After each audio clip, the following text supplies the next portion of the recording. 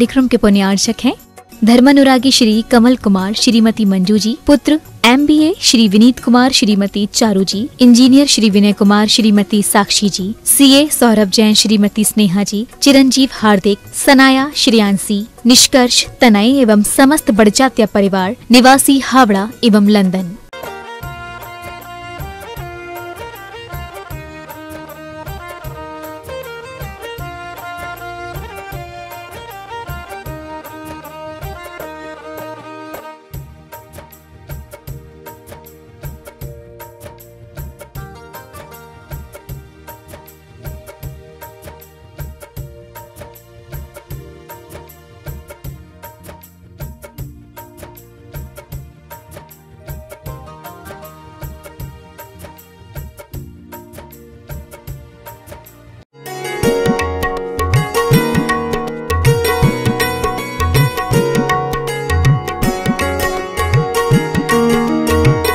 महानुभाव, तप अध्यात्म की गरिमा से अहिमंडित शब्द है। सब जानते हैं तप ताप न सिर्फ व्यक्ति का वरण संपूर्ण भूमंडल का संचालन करते हैं। ताप यानी उष्णता, अग्नि, तेज, ओज, यदि यह ना हो तो फसलें नहीं पकेंगी और ना ही धरती के विकार शांत होंगे। आज की महिमा अपरंपार है। इसे पाकर जल प्रासुक होता है, सोना निखरता है, स्वभाव प्रकट होता है, शुद्धता थिरक कर संकोच सामने आ जाती है। केवल आंखें मलने लग जाता है। यदि धूप न खिले तो जीव जगत जी नहीं सकता। इसे ऐसा भी जानिए, बुखार ना आए तो शरीर की विकृतियों की थाह नहीं मिल सकती। यही कारण है कि हमारी आंख सदैव तापमान पर बनी रहती है। ताप के बिना तप असंभव है। शरीर ठंडा हो जाए तो उपवास मुश्किल है। जब तक हम ज्ञान दीप में तप का तेल नहीं संजोते, रोशनी का जन्म नहीं होता। सारा खेल ताप और तप का ही है। धर्म स्नेह बंधुओं, तप वह है जो आत्मा को पवित्र बनाता है, जो साधना का मार्ग प्रशस्त करता है, जो लक्ष्य की दूरी को मिटाता है। तपस्या जीवन को जगाने का सफल उपक्रम है। तपस्या से आत्मशक्ति को पोषण मिलता है और उसका तेज सारे वातावरण को प्रभावित करता है। तपस्या का अर्थ शरीर को तपाना ही नहीं, वरन मन, वाणी, इंद्रियों को तपाना है। याद रखिए, जब कोरा शरीर तपता है तो अहंकार बढ़ता है। कोरा शरीर तपता है तो अहंकार बढ़ता है। शरीर और इंद्रियां दोनों तपते हैं तब संयम बढ़ता है। शरीर, इंद्रिय और मन तीनों तपते हैं तब आत्मा का द्वार खुलता है। शरीर, इंद्रिय, मन और बुद्धि जब चारों तपते हैं तब आत्मा का साक्षात होता है। जो महाव्रती तपस्या में लीन हैं वह देवों द्वारा नमस्कृत्य है। श्रमण संस्कृति के महानाचार्य पूज्यपाद स्वामी कहते हैं, कर्म क्षयार्थम,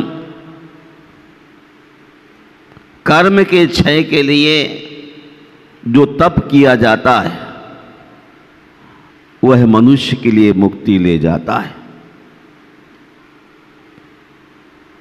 उदाहरी टीका में कहते हैं, अनुगोहि शक्त्या, अपनी शक्ति को न छुपाते हुए जो आगे बढ़ने का पुरुषार्थ करते हैं वही तपस्वी है। इसलिए श्रावक हो अथवा मुनि, दोनों को विचार करने की जरूरत है। तन मिला तुम तप करो, करो कर्म का नाश, रवि शशि से भी अधिक है तुम में दिव्य प्रकाश। संयोग से मनुष्य का शरीर मिला है, स्वस्थ है, मन बुद्धि काम कर रहा है। जब संसार के सारे कामों में हम अग्रणी हैं तो अपने बल को न छिपाते हुए तप के माध्यम से तपस्या के तेज को प्रकट करो। तप से निर्जरा होती है और तप से संवर भी होता है। जो निर्जरा पूर्वक संवर होता है वह मोक्ष के लिए कारण होता है। सचमुच में तपा साधना में एक बात ध्यान में लेने की है, वह है आनंद और उल्लास की अनुभूति। एक उपवास करने के बाद भीतर आनंद और उल्लास प्रकट हो। गुरु नाम गुरु आचार्य ज्ञान सागर जी मुनिराज कहते थे, दो उपवास करने की सामर्थ्य है तो एक उपवास करो, किंतु भीतर उपवास के बाद आनंद और उल्लास होना चाहिए। दो उपवास करने का और भी मन बन पड़े।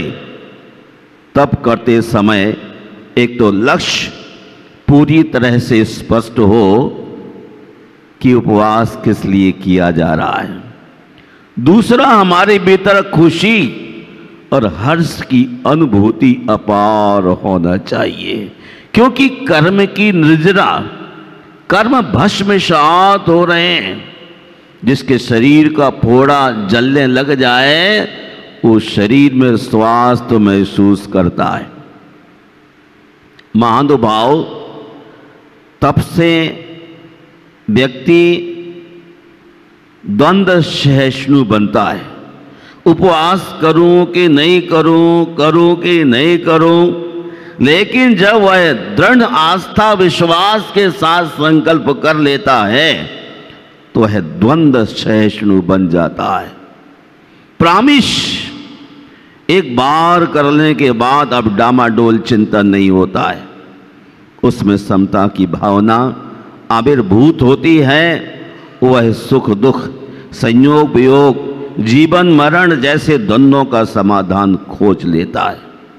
याद रखिए, तप राग देश से मुक्त होने का अचूक साधन है। जो समता स्वभावी यह लोक और परलोक के सुखों की अपेक्षा ना करके अनेक प्रकार के काय क्लेश करते हैं, उनके उत्तम तप होता है। सुखों की अपेक्षा ना करने वाला ही आदमी उत्तम तप धर्म को धारण कर सकता है। कहते हैं अग्नि तप है, दीक्षा भी तप है। अग्निपथ महाव्रत सचमुच ही अग्निपथ है।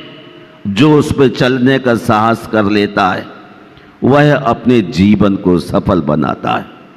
आचार्य वीरसन महाराज कहते हैं, तबेण पौराण कब्म खो, तपस्या के माध्यम से ही प्राचीन कर्मों को क्षय किया जाता है। तभी तो भगवान कहते हैं, तीर्थंकर प्रकृति का बंध इसी तपस्या से होता है। शक्ति तप, अपनी शक्ति को समझते हुए 52 तोला 4 रत्ती शक्ति है और हम 2 तोला शक्ति को खर्च करना चाहते। काम भोग में आदमी सारी शक्ति का हवन कर देता है, लेकिन जब त्याग का समय आता है तो कहता है चक्कर आता है। इतना बड़ा आदमी बैठा है, चक्कर आता है। चक्कर इसलिए आता है कि तू परिग्रह को चक्कर लगाता है। अनिल, इसलिए चक्कर आता है। परिग्रह का चक्कर खत्म कर दे तो उपवास में कोई चक्कर नहीं आता है, सारे चक्कर ही समाप्त हो जाएंगे। आपको विदित रहे, तपसा प्राप्यते राज्यम, तपसा स्वर्ग संपदा, तपसा से सौखंचे त्रिलोक ऐश्वर्य तपक्रता। तपस्या करने से राज्य मिलता है। पिछले जन्मों में प्रधानमंत्री ने कोई तपस्या जरूर की होगी भारत के, क्यों भैया? पिछले जन्म में कोई तपस्या अवश्य की है, इसलिए भारत ही नहीं दुनिया में भारत के मंत्री का यश अभी मंडित हो रहा है। बहुत ही स्पष्ट कहा, तपसा प्राप्यते राज्यम, तपस्या से राज मिलता है, तपसा स्वर्ग संपदा, और तप से ही स्वर्ग की संपत्ति मिलती है। तपसा से सौखंच, और तप से ही शिव सुख अर्थात मोक्ष मिलता है। त्रैलोक ऐश्वर्य तपक्रता, और 3 लोक का वैभव अर्थात तीर्थंकर का पद भी इसी तपस्या के माध्यम से मिलता है। राजवार्तिक में आचार्य भगवान कहते हैं, तपा सर्वार्थ साधनम, तप से सभी साधनों की सिद्धि हो जाती है। अब किस बात का डर? आचार्य भगवान ने चैलेंज कर दिया है, आगे बढ़ते रहिए। तपा सर्वार्थ साधनम, आप क्या क्या चाहते हैं? अगर संसार की सुविधाएं चाहते हैं, वैभव चाहते हैं, तो भी तपस्या के माध्यम से मिलेंगी, और स्वर्ग और मोक्ष भी चाहते हैं तो तपस्या के माध्यम से मिलेगा।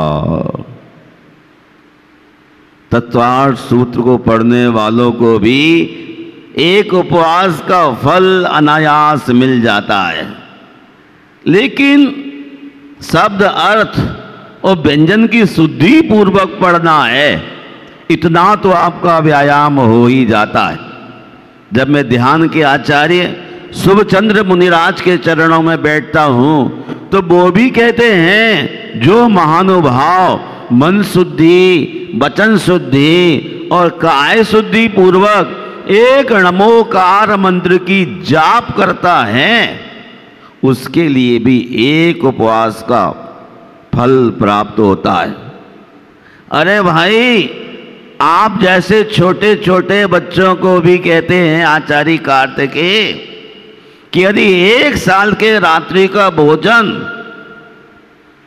त्रियोग से किया जाए तो आपको 6 महीने के उपवास का फल मिल जाएगा।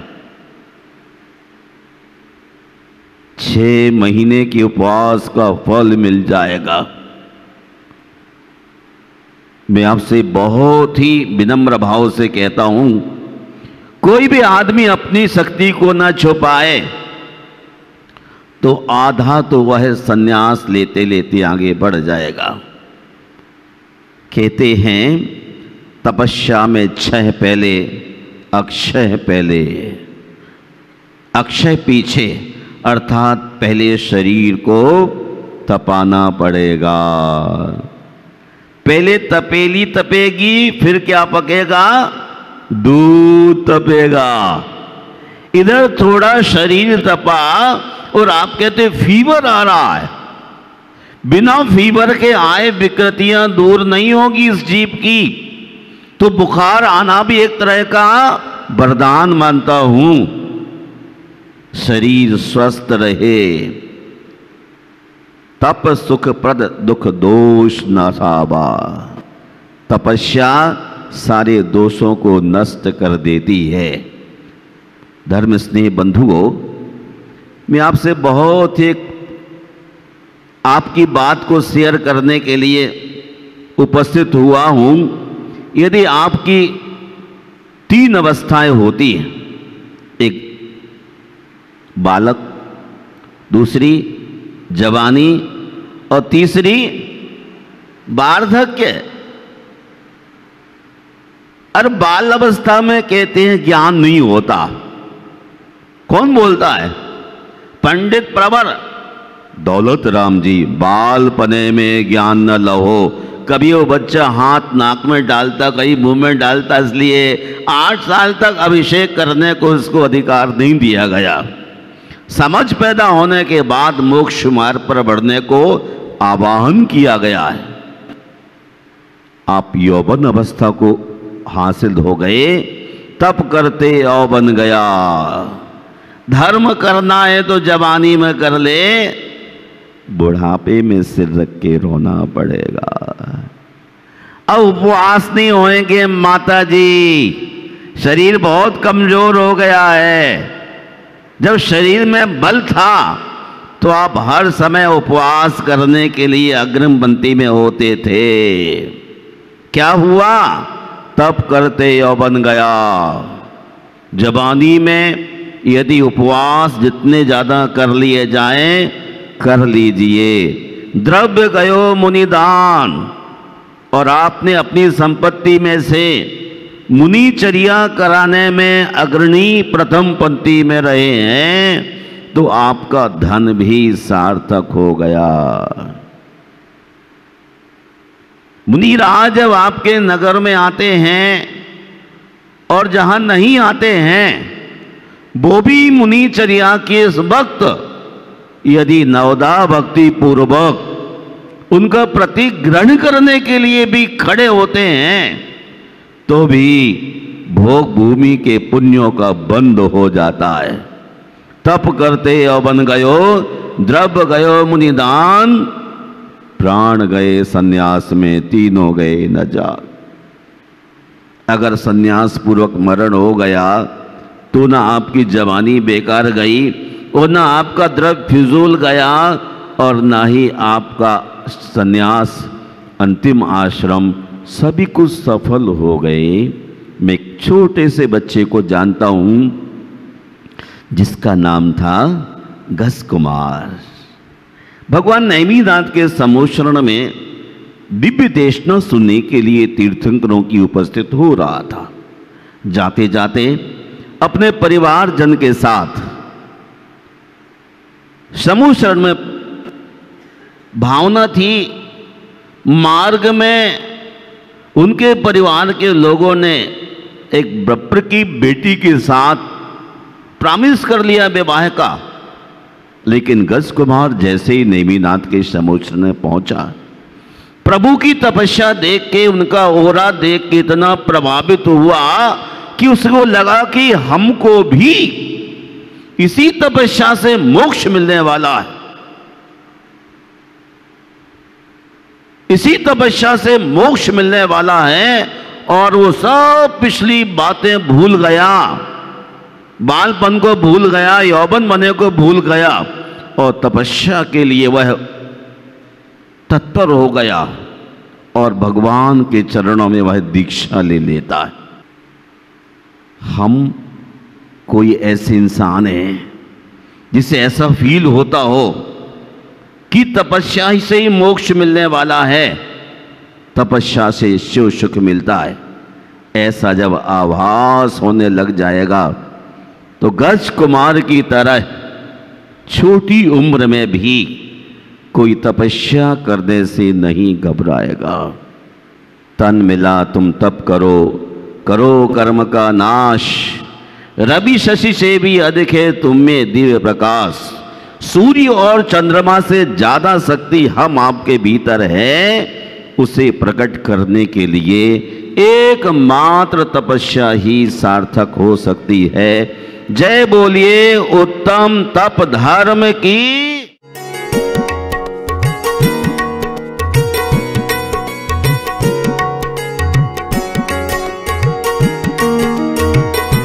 इस कार्यक्रम के पुण्यार्चक थे धर्मानुरागी श्री कमल कुमार श्रीमती मंजू जी, पुत्र MBA श्री विनीत कुमार श्रीमती चारू जी, इंजीनियर श्री विनय कुमार श्रीमती साक्षी जी, CA सौरभ जैन श्रीमती स्नेहा जी, चिरंजीव हार्दिक, सनाया श्रेयांसी, निष्कर्ष तनय एवं समस्त बड़जात्या परिवार निवासी हावड़ा एवं लंदन।